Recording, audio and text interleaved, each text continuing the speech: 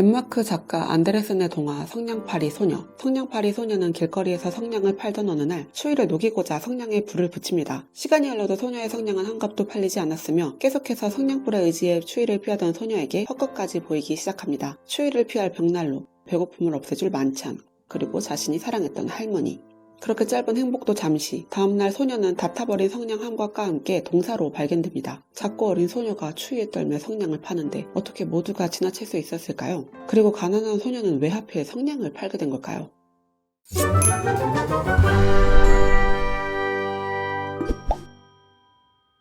당시의 시대상을 알아봅시다. 19세기 유럽은 산업혁명의 초기 단계였습니다. 그 때문에 사회와 경제면에서 급격한 변화가 일어났습니다. 우선 공업화가 빠르게 확대되면서 농촌에서 도시로 일자리를 찾으러 가는 사람들이 많아졌습니다.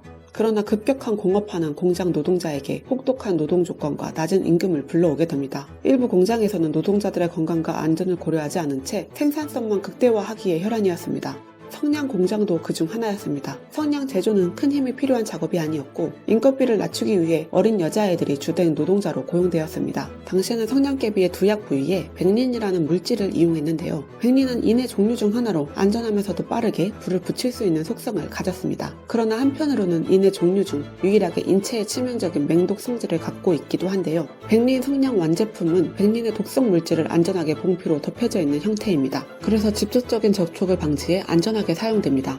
하지만 백린 성냥을 제조하는 과정에서 백린 카르보네이트와 같은 화합물을 다루기 때문에 유독 가스가 발생하는데요. 어떠한 안전 장비도 없이 일하던 노동자들은 백린의 독성에 그대로 노출되어 인학이라는 벽에 걸리게 됩니다. 인학은 턱뼈의 인산칼슘이 인과 반응해 턱뼈가 괴사하는 질병인데요. 턱이 뭉개지고 살이 골마 악취를 풍기며 고름이 흘렀고 장시간 현장에 있던 노동자들은 백린 중독에 빠지기도 했습니다. 성냥회사는 이와 같은 상황을 알고 있었지만 작업을 중단하고 치료를 지원하기는커녕 다른 노동자들에게 백린의 부작용을 숨기기에 급급해 전조 증상을 보이는 직원들을 발견하면 해고했습니다.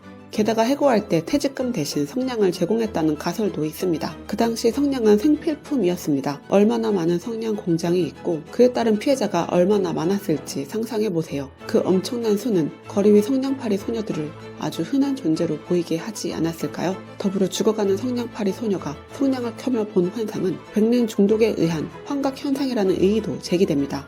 또한 불우한 소녀가 왜 하필 성냥을 팔고 있으며 추위에 떨며 성냥을 파는 어린 소녀를 사람들이 무신경하게 지나치게 되었는지에 대한 가설이 완성됩니다. 성냥 공장의 처참한 현실은 1888년 언론인 애니 베전트의 고발 기사로 대중에게 알려지게 됩니다. 대중들의 지지와 성냥 공장의 노동자들이 단체 파업에 돌입하게 되며 백린 성냥의 시대는 막을 내리게 됩니다.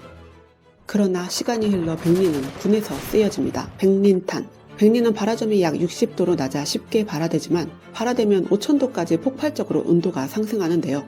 또한 인화성이 강하여 산소가 고갈되지 않는 한 끝없이 타오르며 이때 7분가량 흰 연기를 만들어냅니다. 그 때문에 현존하는 화합물 중 부피 대비 가장 넓은 연막을 만들어내 연막탄으로도 많이 이용되고 있습니다. 백린탄은 살에 닿으면 촛농처럼 피부에 눌어붙으며 타오릅니다. 이때 함부로 물을 붓는다면 오히려 물이 백린의 열로 인해 끓어올라 끓는 물에 의한 2차 화상까지 입을 수 있습니다. 그 때문에 물에 적신 패드로 공기를 차단하고 물의 온도가 오르지 않게 계속해서 찬물로 식혀줘야 합니다. 하지만 전쟁 현장에서 이러기는 매우 현실성이 낮게 들리는데요. 그래서 백린탄을 맞으면 해당 부위를 칼로 살점을 도려내야 한다는 말이 있습니다.